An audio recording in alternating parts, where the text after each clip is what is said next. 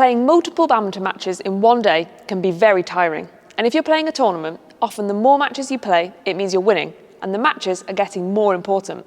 So, how do you ensure your body is ready to be at its best in each match? Well, we're about to have a few very tough days of training. So in this video, we want to share our 5 best tips to help you maximise your recovery, both in between training sessions or matches, and also in between days. Our first tip is to be more efficient on court, and we have 3 suggestions for how to do this. Number 1 is to get on and off the court as fast as possible. If you can win 21-2, then do it. Don't start playing loads of trick shots and messing around. And this is especially important if you think you're going to be playing lots of matches in one day. Winning 21-2 will not only show your other opponents that you're playing well, but it'll also help keep you both physically and mentally fresh. And being mentally fresh is more essential than you might think. It improves your focus, meaning you can better implement your tactics, and it can help you think more clearly, especially in high-pressure situations like 19 all in the third. Our second suggestion to be more efficient is to focus on quality over quantity. Over the years, some of our best sessions have been a 1-hour session where everyone was training at 100% intensity with minimal mistakes. We're sure a lot of you will have been in long 3-hour sessions where everyone starts making lots of easy mistakes. Nobody really gets anything out of the session, and people start getting injured from overtraining. Of course, you do occasionally need a longer session to improve certain areas like your on-court fitness. But we're here to tell you that often having a focus on quality makes the session much more beneficial and will enable you to spend more time on your recovery. Our third suggestion is to experiment with your warm-ups.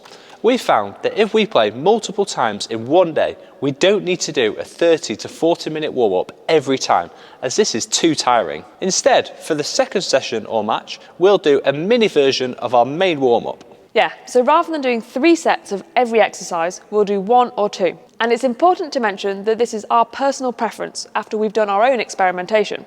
You might try this and decide it's not for you. But if you warm up for 4 matches in one day and reduce your warm-up by 10 minutes after the first match, that's 30 minutes of energy saved. So that's how to save energy. But what about getting energy and replacing it? Well, our second tip is to focus on your nutrition.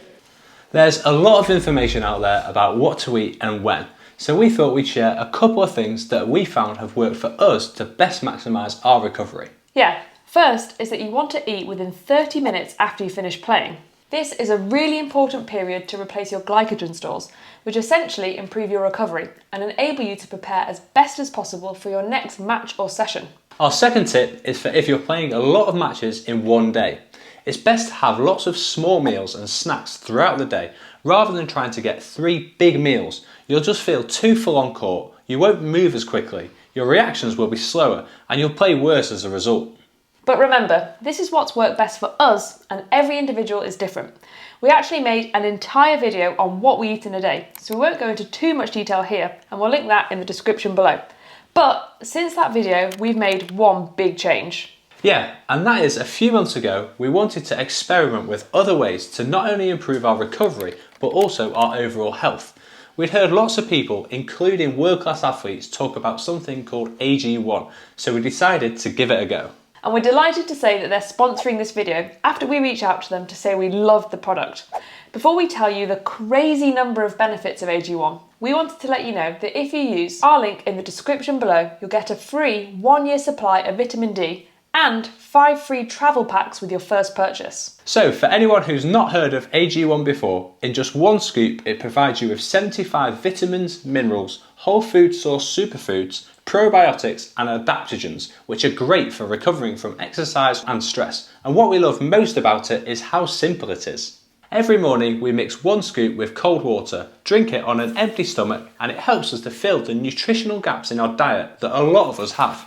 Yeah, this is especially useful when we're away competing. Like for our upcoming 4-week tour in Asia, we can just take some of these travel packs and know that we're meeting our nutritional needs. So yeah, after taking AG1 for a few months, we'd highly recommend it. If you want to try it for yourself, we'll include a link in the description below. And don't forget that using our link means you'll also get a free 1-year supply of vitamin D and 5 free travel packs with your first purchase. Okay, just here with my mate, the Arctic Chill 98, and carrying on from nutrition, our third tip to improve your recovery is staying hydrated.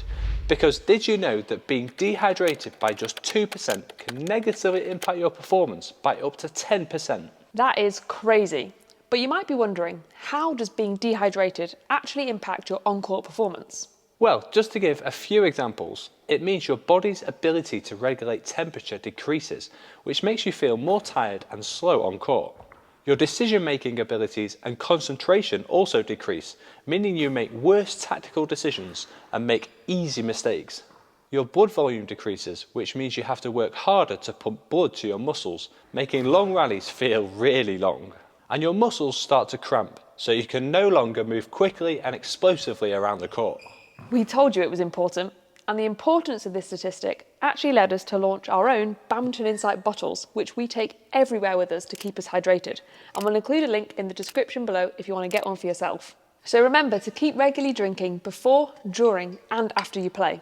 It's not enough to just drink during training. You need to turn up hydrated, otherwise the damage is already done. And if you're playing in a hot country, or if you sweat a lot, we'd highly recommend using these electrolyte tablets, which help to replace the fluids you've lost through sweat.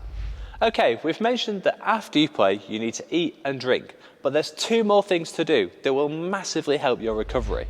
Yeah, so tip 4 is a proper cool down, but we know this is pretty boring, so we won't go into too much detail.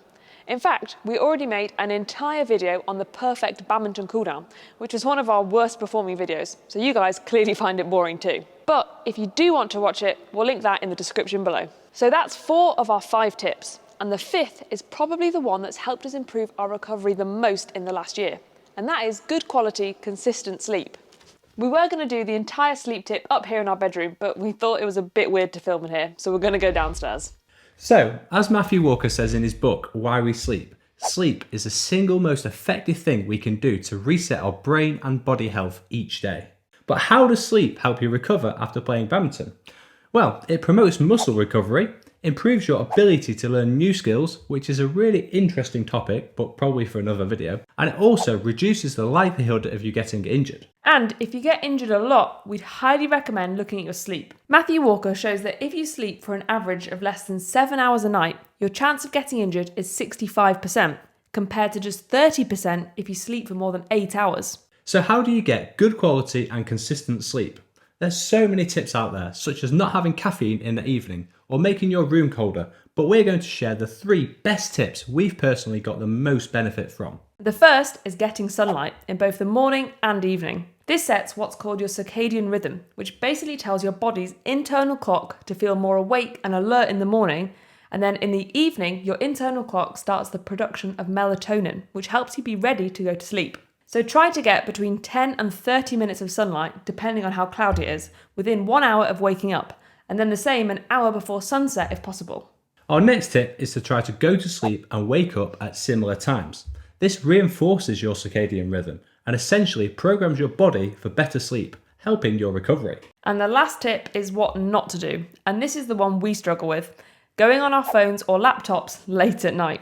These lights can essentially replicate daylight in your brain and keep you awake, ruining that all-important internal body clock. Unless you're watching our videos, in which case it's fine. If you're also doing things on these devices that are engaging your brain, like we often used to do when we were up late editing these videos, then that makes it harder to relax and therefore fall asleep. We first heard a lot of this information when listening to the Huberman Lab podcast, so if you're interested in diving into this topic more, we'll leave links in the description below, along with links to everything else we've mentioned in this video. And Huberman, by the way, is also a massive advocate of AG1. Yeah, sleep is incredibly easy to neglect, and we're still definitely not perfect, but hopefully the tips we've given in this video will help you boost your recovery and enable you to be the best badminton player and generally the best person you can be.